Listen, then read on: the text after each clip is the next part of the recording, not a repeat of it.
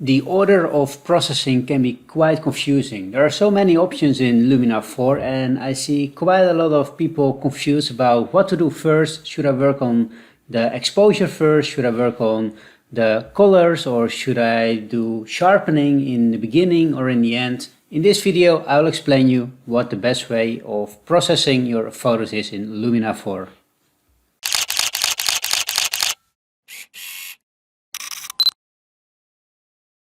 So in Luminar you have plenty of options to edit your photograph, and photographers are concerned about the quality of the photograph, of course, because you want to end up with a high quality photo. So one of the main concerns is in which order should I edit the photos? Should I apply in Vignette first and then denoise, color and then light in the end, or should I do it the other way around?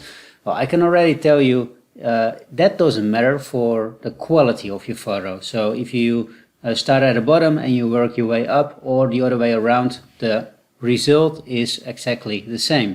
But there is a smart order of processing, and what I mean by that is some of the changes you make have quite a big influence in your photograph, and if you apply one of them in the end of your post-processing, then maybe your photograph is over-processed, and that's of course something you want to avoid. So in this video I'll explain you an order of processing that works out for most photographs. So to start with, go to Light and check out the profile, because the profile is very important and has a major impact in how your photo is going to look like. By default, Luminar default is selected here, but that's not the way it looked in my camera. So I can change it to, for example, camera landscape. It's a profile I use a lot in my camera, and as you can see, it has a big impact in mainly the colors. So you can imagine if I edit my colors first and then change the profile to camera landscape, probably the colors are oversaturated and doesn't look good anymore. So my number one tip is start with profile.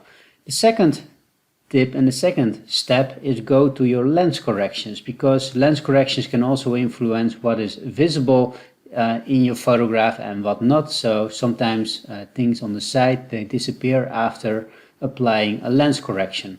So if you go to your canvas here, to lens and geometry, here you can find the lens correction. So you can apply the auto distortion. Well, as you can see, it already has an impact on the whole photograph, and the same thing applies for chromatic aberrations and defringe. But what I always recommend to do when you apply this, in general it improves your photograph, but always check it to see if it really helps. So let's turn this off. And of course the colors are also changing because I'm checking it before after, but I'm looking mainly at the borders of the bright lights here, and as you can see, well, I think it looks better with the chromatic aberrations enabled, and the same thing for defringe. So I apply the lens corrections. I think I'm happy. Well, maybe I want to make sure this building is also straight. In fact, this is a building that isn't straight, so it's kind of falling forward. So that's also the reason why it doesn't look, why this line is not aligned to the frame of the photograph. But this building, of course, is this should be a vertical line. So I can apply this, the vertical, to make sure everything is aligned. Alright, so profile first, lens corrections second. After that I love to go to AI Enhance. Do you like landscape and cityscape photography? Sign up for our free Facebook group and learn more about landscape and cityscape photography. We organize nice photo challenges, you can help each other out, you can share your own photos, so sign up, join the group, and see you there.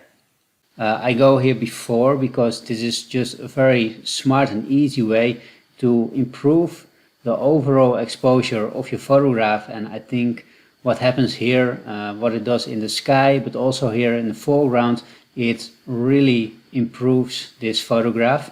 And of course, maybe you can achieve the same result with the light, with the highlights and the shadows, but this is a way faster method to get to the right exposure. So also the sky, I would like to add some drama, so I use the sky enhancer also. So this is what I use as a third step. After this step I go to light to see if I can improve the exposure even more. So first I go to AI enhance to see what happens in the automatic way, and for a fine-tuning part I go to light and check what results this has in the photograph. I don't want to brighten up the shadows because I think it's already bright enough. I think I want to add some blacks to add some contrast in this photo, and I don't want to increase the whites because then this will be blown out. I want to change the temperature, so after I'm happy with the exposure I will check the colors, and same thing here. The white balance, it has a big influence in the color, so I would like to change the overall white balance first. After I go more to the individual colors to see if we can improve that. And now I see this part is still blown out there, so I want to decrease the highlights a little bit more. Maybe we can make some local adjustments later on. Alright, I think the photograph is a little bit blue. I increase the temperature a little bit, like this. So after I did the white balance, I go to color and I use saturation and vibrance if needed. I think this photograph doesn't need it, so I don't use it. You can always go to your advanced settings to influence colors more individually. And I like the contrast between the warm and the cool tones. I think I want to emphasize the warm tones a little bit more. So let's go to the warmer tones here and let's see what the luminance is doing. I decrease that a little bit. Well, it's a bit slow because I'm recording this video at the same moment, so that's why the photograph looks a bit blurry now. I also see I have to remove this. I forgot that, the missing pixels. Let's do that first with the crop tool.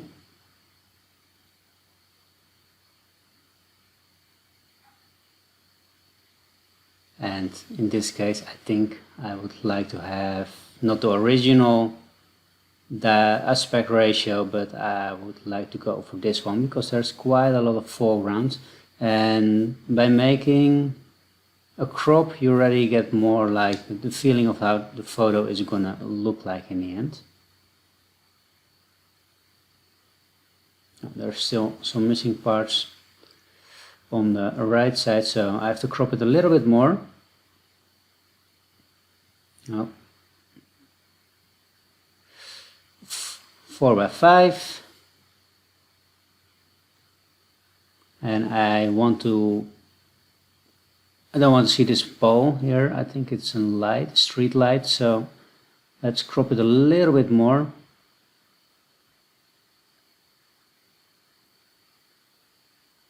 Like this.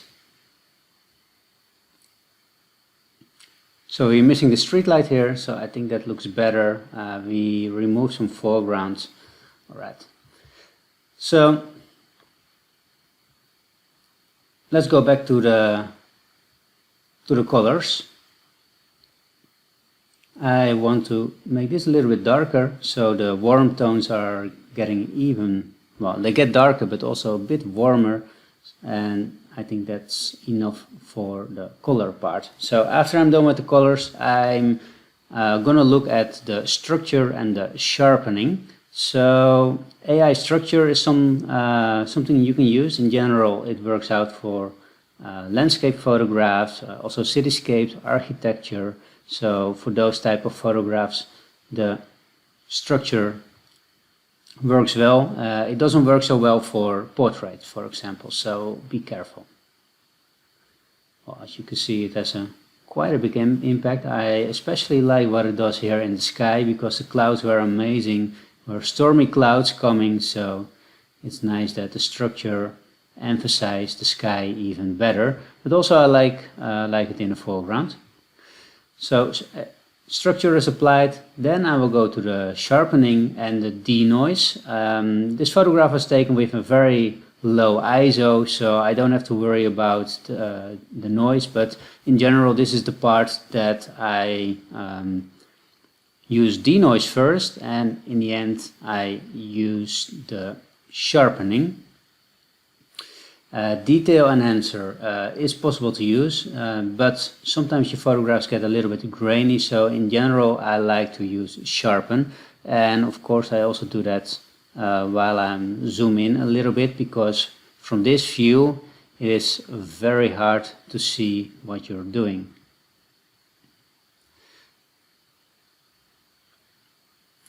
And to make it a little bit easier, the steps the order of processing I apply now, I will put it below in the description of the video to make sure you have the right order for you and you can apply it yourself. So I think the photograph is already quite sharp, so I don't want to apply too much extra sharpening. I already decrease it a little bit, because in general it doesn't look super nice for the street lights. Let's wait until it is applied.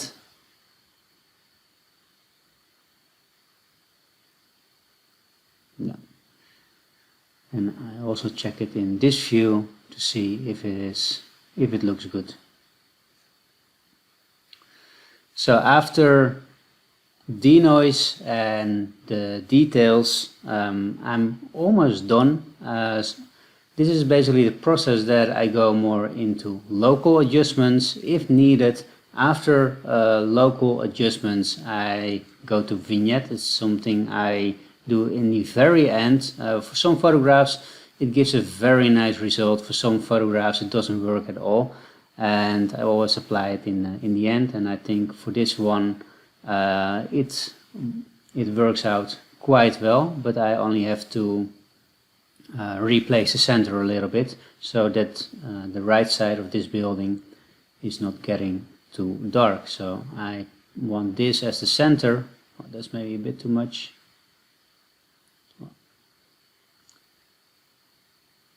Like this. Then also the clouds are a bit bright here compared to the bottom, the top left. Maybe a little bit less,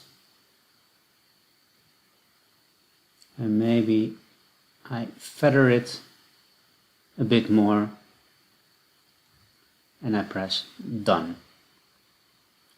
So of course I didn't go into those edits possibilities of Luminar. The reason why is that those edits, they work out for some photographs, but in general those edits are the ones you need for any photograph. So that's why I pointed out this.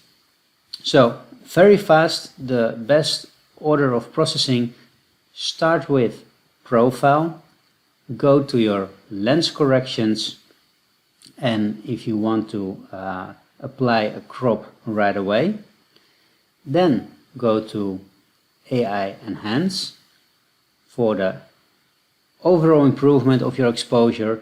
To fine-tune your exposure, go to light and work with highlights, shadows, whites and blacks. Then the exposure is basically done.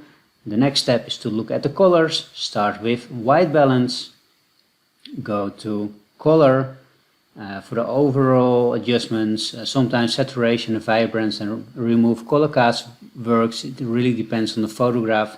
If there are not so many colors in the photo and you want to make them more visible, then you can work with those sliders. And to fine-tune the colors, go to the advanced settings. The next step is to look at the structure and the sharpening. So go to AI structure first, then to denoise, and to finish that part to detail enhancer, and Then you can do some local adjustments if you want to, and you can finish the photo off with a vignette.